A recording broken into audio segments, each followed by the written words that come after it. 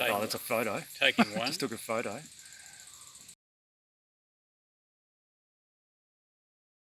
Three. Is that one on? This one's on. Isn't it?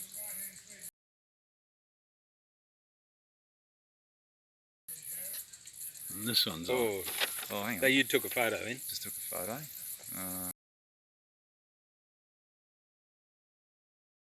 There's a red button. Oh, okay. Little red button.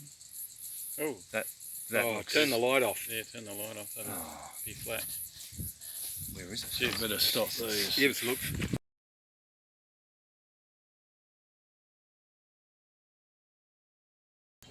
Don't try and talk to an engineer, that's too bloody hard. All I can boast is a geophysicist with 41 years experience that I've successfully divined water in a pipe twice on the one evening. On one day. That probably shouldn't go too far anyway, but seeing you're in charge, maybe it can go too far with you, because you'll understand what some of the problem was. Bruce, it's on record. Very good, gentlemen. Thanks for your time. Thank you. Yeah, Thank you. Really good. I hope something useful. I reckon it's going to be great. Excellent. Thanks, Vern. Thanks, Bruce. Okay. A pleasure. You probably don't want to know some of the really nitty-gritty stuff. Oh, here we go. Keep the... Yeah, I'll keep one going. Keep it rolling. No. Start the beers going and I think we've done our you bit. might hear something else. Classic was joining the survey and Alec Trendle saying to me, "Welcome to the survey, Greg, but frankly we're a geological survey and why do we need a geophysicist?" and I was keen to do geophysics I decided somewhere through high school that I wanted to do geophysics, and I had to actually spell geophysics to the guidance officer. Before I graduated, I'd already locked in a job with Syntrex, and as I say, travelled. I was on a plane to Tasmania. I'll tell you a bit about that later. Before I'd sobered up from our exam celebrations, and I really enjoyed working for Syntrex in many ways. Although, being away for 2 to 3 months at a time, it was pretty stressful. And at the end of 3 months in the field, you weren't a nice person to work with. I can tell you, if anybody stuffed up, they got the sharp end of your tongue. And how did you get into geophysics as a career, Graham, and when? When did you start? You're a Syntrex person. Oh, yeah, I did everything that Greg Street did, but 2 years early, basically. hang on, remember that these are separate interviews, so you're going to have to repeat what I did. I will not repeat what you said. Basically, anyone that was doing airborne geophysics in Syntrex moved over and were a major part of the Aerodata establishment later on. So I was... Including yourself, if I recall. I came a little bit later, but I think my liver is in a better condition because of that. Break there. Well, we'll finish off Graham. Yeah. Graham, don't look so excited. Yeah, you're on. You're on. Right. You're live, I mate. bored you to Live. tears. I still remember the days in World Geoscience, and the bar would be going full bore on Friday afternoon, as it did in Emerald Terrace, and somebody would come into the bar and say, "Come on over, look at this," and there'd be a J-lap, as they used to call them then. It was a Jesus, look at that. And well, beef farming has been an excellent upward curve, with the geophysical income obviously on a downward curve. So income stream's adequate, still drinking red wine out of a bottle, using a glass. And and I'm trying, I always thought golf would get better when you retired. You got more time to concentrate. It's not true. Yeah. Certainly, and then setting up loop geophysics with Andrew. The most frustrating thing I've done in my life.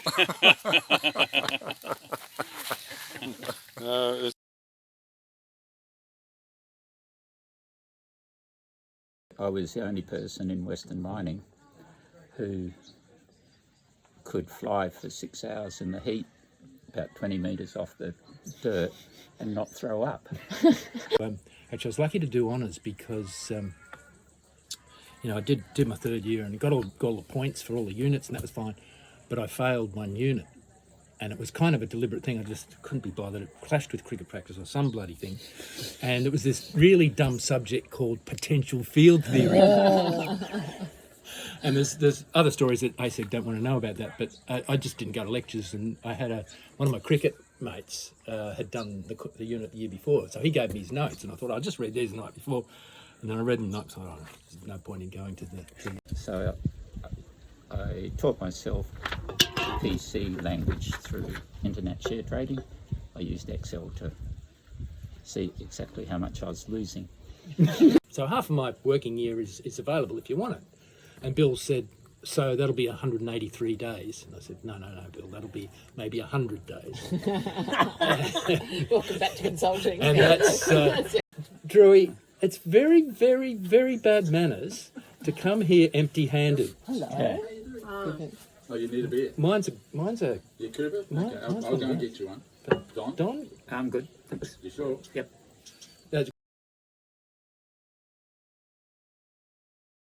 And I used to love contouring.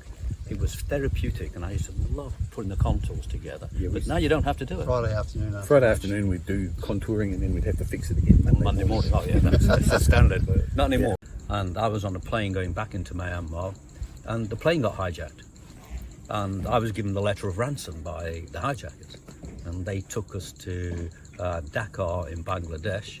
And there were 2 students, and we were on the ground for 10 hours. It was a pretty stressful time, whether we get blown up or not. But because I'd done seismic, the guy who said he got a bomb around his neck, I actually, because we'd done blasting and everything, I actually understood that he hadn't got he could never detonate it.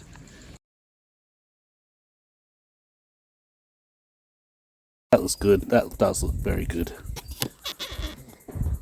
I don't know if he should patent it, really, shouldn't he? Like, he could sell that to Apple. That's just a hint, and I get half the money. You don't have to patent it. Nobody's going to copy it. And I had some 4 or 5 students from all over the world, and we had our slide rules running hot because in this data processing centre, computers hadn't yet been invented. The education wasn't in geophysics. No, because there wasn't a geophysics course. I didn't know what a geophysics was. I never heard of it until I saw the ad. And Anton Trigl of Canon said to me, we've had some good results at Red Hill. Said we've drilled 8.3% nickel on the first drill hole. But then he said the next few drill holes are going to be duds because the geologists are looking at these dipole anomalies and they want to drill those, but they're just slates. So we'll just have to wait until they've had their fun, and then we'll get back to drilling on target.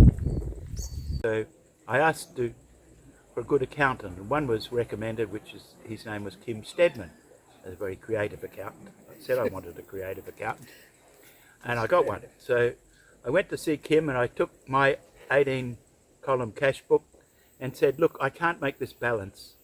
No matter what I do, the income is $10 more than the outgoings.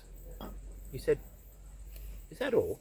And he got his pencil out and he said, contribution to St. Vincent de Paul, $10. And he said, now let's go to lunch. And I asked Sintrex, I asked John Baird. I gave John Baird, I went to visit him in Canada and said, I really have a position to fill. And I gave a sort of a brief outline of the character and personality of Graham Sands. And John Baird said, we wouldn't have such a person here in Sintrex. We wouldn't hire such a person. Graham Drew said, have you got digital data acquisition? He said, of course we have. What we had was a $10 Dick Smith printer, printed out the magnetometer reading and the fiducial. And this required the operator to roll it up as we were going along. And it's notorious that on one occasion, Graham Elliott, who was operating for us, let the whole thing go down through the camera hole. So, but we recovered some of it. Some of it was stuck on the tail, and we recovered that. And then it went into ICL for punch cards. I'd go back there after dinner at night, and at 11 o'clock someone like Bill Petrick would say, bugger this, we go in the pub. We go down the pub for 2 hours and drink beer and go home, fall asleep, get up and do it all the same the next day. About 7 days a week. We had to drag him down from the race box at the Marble Bar races. He climbed it up, drunk as a newt. Anyway, plenty of those stories around, isn't there? worked illegally there, you know, about going across the border to renew my tourist visa. And went to the local library and found a book of all the mining companies of the world, and I wrote letters to them all. And much to my amazement, I got this telegram from South Africa offering me a job with no interview, nothing. And that, you know, go and book a ticket, we'll pay for it, come to Johannesburg. And so the offer went, and fantastic. Yeah, it was amazing. And arrived in Johannesburg and joined Anglo American. One of the first deals we did was with Pat at the bar. Yeah. And we did it on the back of a drink coaster. And next day, Pat denied it existed, so I photocopied the drink coaster and I faxed it to him. Binding legal document, I think that's they're called. It had the area and $1 per kilometre, and Pat called up and he said, "Okay, you've got me." So his name was Bill anyway, and he was sitting there. It's about your size. I was dressed like this, and it's about 196 degrees Fahrenheit in the helicopter. And of course, Bill's sitting there and sweating. He's in a long sleeve shirt and long trousers. And he left his blue denim suit at home. He did. And I said to him when the door closed, and the guy pulled the chair up, door closed, and put the ladder in front of the door that gets out, and the back ramp came up where all the bags were. And I said to Bill, "You know, if we go into the river, we're all going to die." He said, "Why?" I said, "We can't get out the door because there's the chairs in front of it, and the back ramp's got all the bags on it." And you thought he was sweating before? And taken to my office, and they had to get the pigeons out of it before I could sit down.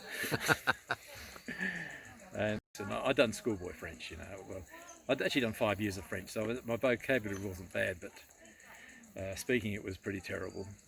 And one of the requirements was that I had to give a seminar in French. And you agreed to all this? Remember the Canning Basin burner deconvolution? 24 hours a day. We ran that 24 hours in our little PCs. We were doing burner deconvolution on this aeromag data, and we did shifts. We had mattresses in the office. And one of us would wake up. It was okay for me because I could sleep at home, but these guys slept on the floor in the offices. They did feeding these tapes, these 9-track tapes. Oh, it was actually the plotter. The plotter. Yeah, we had to change paper on the plotter all the time. But you know, I went out with him one day and I said, "Explain to me this program. We want to drill 3 holes." And he said, "Yeah." I said, "Where are they?" 1, 2, 3. So I walked over to the ground and I said, "Well, our crop's pretty good here. So surely if there was an ore body and you're only going to drill a 100-metre hole, surely we could see the mineralisation in the top here." And he looks at me and looks at the ground and he says, "Why would we do that?" I said, "Well, you're going to drill 3 holes. Bang, bang, bang. You know, 50 metres and 100 metres. So the outcrop's good. I can see the rock. It doesn't look mineralised to me." He said, "Why are we drilling the holes? So where's the ore body?" He said, "Oh, it could be over there." "Well, why are we drilling the holes here?" "Oh, because I don't know where the ore body is." "But hang on, now you're drilling 3 holes here to find the ore body, but you said the ore body could be over there. What's the question?" I said, "Have you got the questions?" Or? I do. Okay.